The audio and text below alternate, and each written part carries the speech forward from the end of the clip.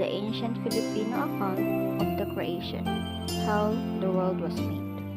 Thousands of years ago, there was no land, nor sun, nor moon, nor stars, and the world was only a great sea of water, above which stretched the sky. The water was the kingdom of the god Magwayan, and the sky was ruled by the great god Kaptan. Magwayan had a daughter called Lidagat, the sea, and Kaptan had a son known as Lihangin, the wind.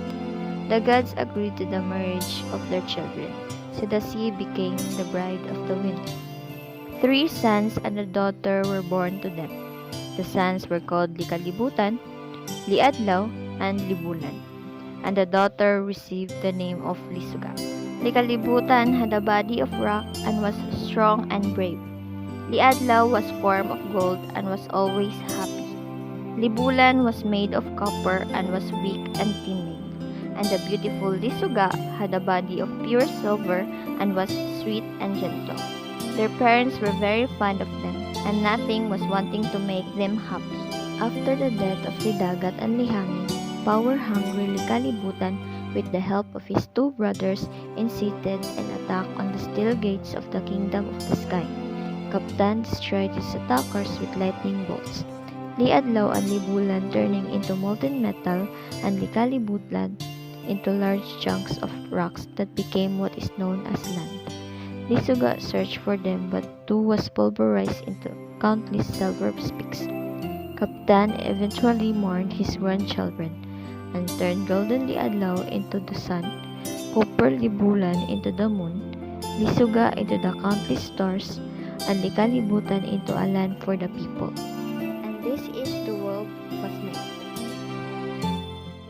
Why the sun is brighter than the moon? Bathala, the creator of the world, had a son named Apulaki and a daughter named Mayari. The light that shone up the world and enabled the people, the beasts, and the birds, and the fish to see came from the bright eyes of Apulaki and Mayari. So all the creatures loved them dearly. Bathala himself was very fond of his children, and he watched over them as they wandered across the meadow of heaven. Since the eyes of Apulaki and Mayari shone continuously, it was always day on the earth. In time, Bathala grew feeble with age and died. Then Apulaki and Mayari had a quarrel, for each wanted to rule the world alone. "I am the man and I will succeed my father to the throne," said Apulaki. "I am going to rule the world, whether you like it or not." Mayari's eyes flashed with anger, and she said, "I am no less my father's child than you. I will succeed him to his throne, whether you like it or not." The quarrel grew from bad to worse, and finally words could not express this furious rage. So they picked up wooden clubs and fell upon each other with fierce blows. Back and forth they fought until at last Apulaki struck Mayari in the face and she became blind in one eye. When he saw his sister stricken, Apulaki took pity on her and said, "Let us fight no more, my sister. Let us share our father's kingdom equally between us. Let's reign by turns and be friends." Mayari agreed, and from then on, Apulaki, whom he known today as the sun, has ruled the world half the time. Mayari, whom he known now as the moon, has taken turns with her brothers in ruling the world. When Apulaki is on the throne, the world is flooded with warm light, because the light beams from his 2 bright eyes. On the other hand, when Mayari is reigning, the world is bathed with cool and gentle light, but she is blind in one eye. The creation story illuminates God's love for us. The message of these stories is that God created everything. He created everything to work together in harmony. Creation was only complete when humanity was created. A creation of myth is a symbolic narrative of how the world began and how the people first came to inhabit it. Creation myths often share a number of features. They often are considered sacred accounts, can be found in nearly all known religious traditions. They are all stories with a plot and characters who are deities, human-like figures, or animals, who after speak and transform easily. Creation myths develop in oral traditions and therefore typically have multiple versions. Found throughout human cultures, they are the most common form of myth. The Monkey and the Turtle. The Folktale by Jose Rizal. The monkey, looking very sad and dejected, was walking along the bank of the river. One day, when he met a turtle, "How are you?" asked the turtle, noticing that he looked sad. The monkey replied, "Oh, my friend, I am very hungry. The squash of Mr. Farmer were all taken by the other monkeys, and now I am about to die from want of food." "Do not be discouraged," said the turtle. "Take a book and follow me, and we will steal some bananas plant." So they walked along together until they found some nice plants which they dug up, and then they looked for a place to set them. Finally, the monkey climbed a tree and planted his in it. But as the turtle could not climb, he dug a hole in the ground and set his there. When their work was finished, they went away, planning what they should do with their crop.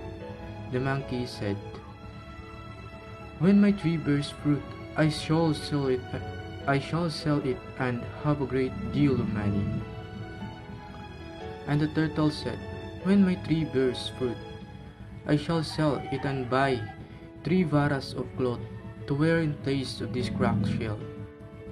A few weeks later, they went back to the place to see their plants, and found that monkey was dead, for its root had no soil in the tree, but that of the turtle was tall and bearing fruit. "I will climb to the top so that we can get the fruit," said the monkey, and he sprang up the tree, leaving the poor turtle on the ground alone. "Please give me some to eat," called the turtle, but the monkey threw him only a green one and ate all the ripe ones himself. When he had eaten all the good bananas, the monkey stretched his arms around the tree and went to sleep. The turtle, seeing this, was very angry and considered how he might punish the thief. Having decided on a scheme, he gathered some sharp bamboo, which he all around under the tree, and then he exclaimed, "Crocodile is coming! Crocodile is coming!" The monkey was so startled at the cry that he fell upon the sharp bamboo and was killed. Then the turtle cut the dead monkey into pieces, put on it, and dried in the sun. The next day he went to the mountains and sold his meat to other monkeys, who gladly gave him squash in return. As he was leaving them, he called back, "Lazy fellows, you are now eating your own body. You are now eating your own body." Then the monkeys ran and caught him and carried to their own home. "Let us take a hatchet," said one old monkey, and cut him into very small pieces. But the turtle laughed and said, "That is just what I like. I have been struck with a hatchet many times. Do you not see the black scars on my shell?" Then one of other monkeys said, "Let us throw him into the water." At this the turtle cried and begged them to spare his life, but they paid no heed to his pleadings and threw him into the water. He sank to the bottom, but very soon came up with a lobster. The monkeys were greatly surprised at this and begged him to tell them how to catch lobsters.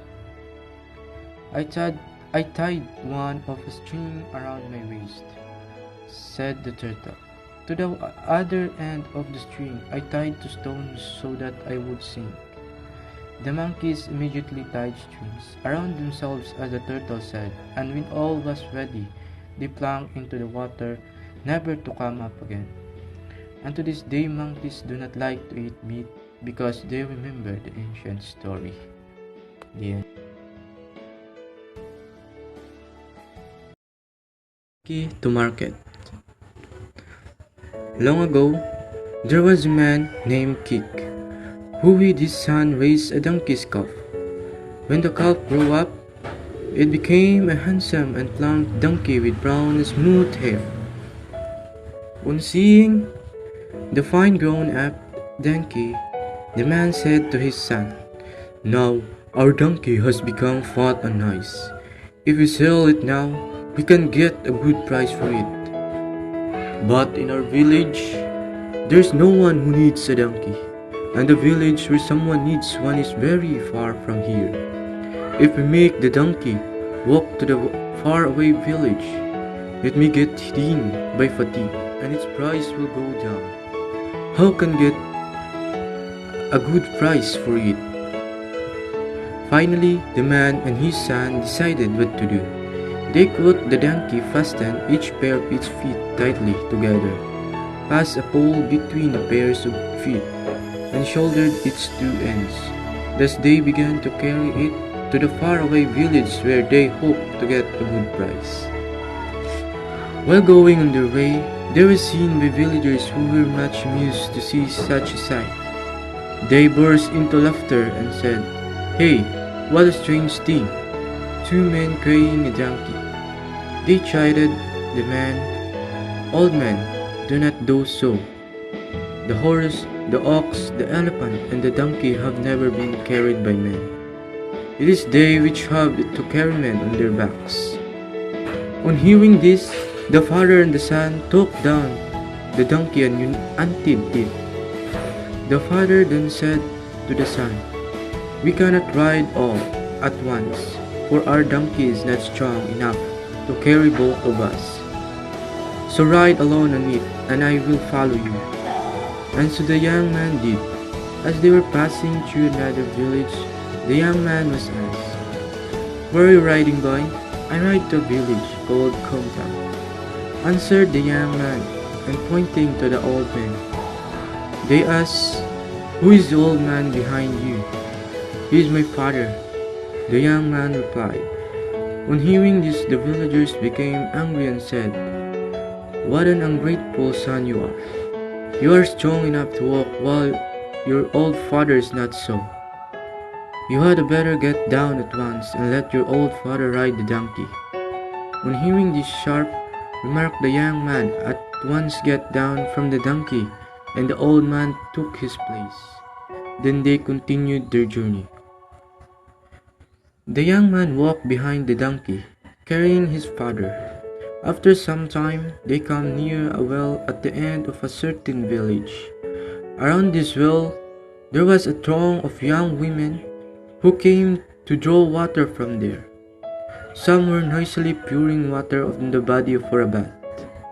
Looking at the handsome young man walking slowly behind the donkey, they felt a great sympathy for him. They envied the old man who was riding so comfortably on the donkey, while the young man walked behind him with much hardship. The young women approached the donkey and said roughly to the old man, "This young donkey is fat and pretty. It is worthy of a young man who is in the same happy state on an old man like you. Is not fit to ride on it." When the old man and his son heard such unkind words, they discussed the matter.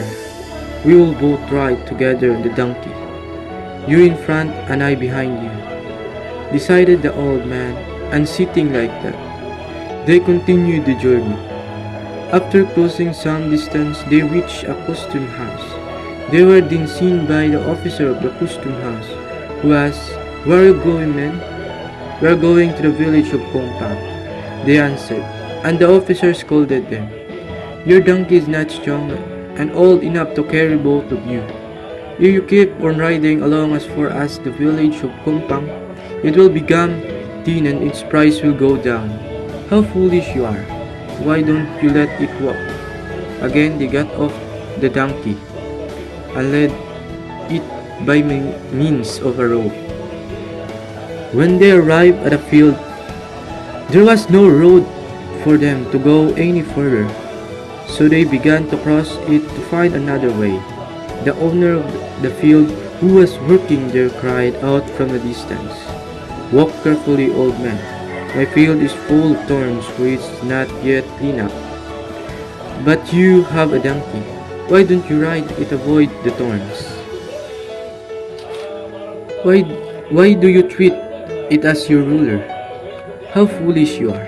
The father and son looked at each other. "We cannot be in agreement with all people. Whatever we do, we get scolding from someone." At last they agreed. "We will just have to travel as we see fit, and put up with the blame as it comes." They went on and finally reached the village of Kompang. There they sold their donkey for a very good price, and returned home without further loss of time. The end.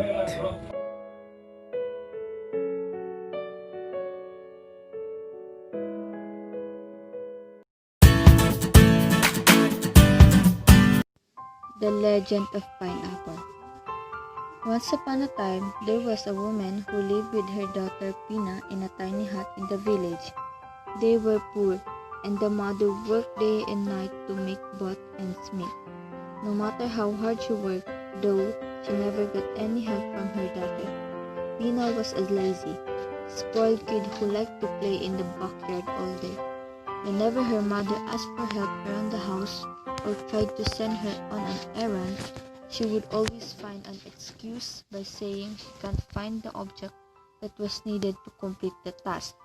If her mother asked her to sweep the house, for example, she would say she cannot find the broom even if it was right there in front of her. Needless to say, her mother always ended up doing the work herself. One day, her mother became very ill. She called out to Pina, who as usually was playing in the backyard.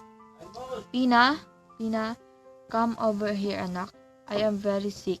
Can you cook some porridge for me, please? I am too weak to get up." Pina ignored her mother and continued to play. "Pina, come over here this very instant or else." Pina's mother mustered all her strength just to say this, but it worked. Pina grandly stopped playing and went inside the house. She poked her head inside her mother's room. "What do you want, Nanay? You really expect me to cook for you? That's too hard," protested Pina, pounding and stamping her feet. "Pina, it is very simple. Just put some rice in a pot and add water. Once the water boils, let it simmer for a while. Stir it occasionally with a ladle. Everything you need should be right there in the kitchen." Pina reluctantly left and went to the kitchen. Her mother could hear her banging the drawers and cabinets. Then her mother heard her open the back door and sneak out into the backyard. Her mother waited and waited. Finally, she called out to Pina again. "Pina, did you cook like I told you?" "No," was the defiant response. "And why not?" was her mom's exasperated response. "Because I could not find the ladle," was her flippant reply. "Oh, you lazy child. You probably did not even bother to look for it. What I am going to do with you? Here I am, sick, and I cannot even count on you." Her mother wept bitterly in her anger. She shouted, "I wish you would grow 1,000 eyes all over your head. Then you can't find what you're looking for. Maybe then you won't have any more excuses." As soon as she said this, there was a complete silence. Her mother thought, "She is trying to be quiet so I will forget about asking her again." She sighed. She waited a little bit to see if Reyna would come back, realizing that wait was futile. She really got up to do the cooking herself. When she looked out in the backyard, Reyna was nowhere to be found. She sighed again and said to herself, "That lazy kid probably ran to the friend's house so she did not have to do any more errands for her." Executed from the exertion, she soon went back to her room for a much-needed rest. Weak as she was, tried to do everything by herself, having given up on any help from Tina. Hours passed by, and then days, still no sign of her wayward daughter. With a heavy heart, she thought that Tina had run away from shore. When she finally recovered from her illness, the first thing she did was look for Tina. No one had seen or heard from her. It was like she disappeared into thin air. Months passed and still no sign of her. The mother felt bad for her anger outbursts, and she feared that she might probably never see her daughter again. One day, she was sweeping the backyard where Tina used to play. For months now, she had noticed the strange plant where she last saw Tina. By this time, the leaves of the plant had fully opened. Inside, she saw this strange yellow fruit that resembled a child's head with 1,000 eyes. 1,000 eyes! She suddenly remembered the spiteful words she used that fatefully failed. With horror, she realized that in the same way her mother's love and had spoiled her daughter, so did her anger until it pierced her. Somehow, her daughter had been turned into this plant. To honor the memory of her beloved daughter, she named the fruit Tina. She took such loving care of it like it was her own daughter. The fruit flourished so well that it bore more and more fruits and became popular among the village and the entire country. Its name later evolved piña or pineapple in English. That's how the pineapple came to be. According to folklore, the name of the boy child who was first bitten. On the story of the legend pineapple, sometimes we Filipino are too lazy because we only use our mouth when finding things than our eyes, like in the story of the legend of the pineapple. It's like Tina, she only used her mouth than her eyes, and we Filipinos sometimes we believe in curse if we do not obey our parents. The values of this story is that we must obey our parents so that we do not imitate like Tina.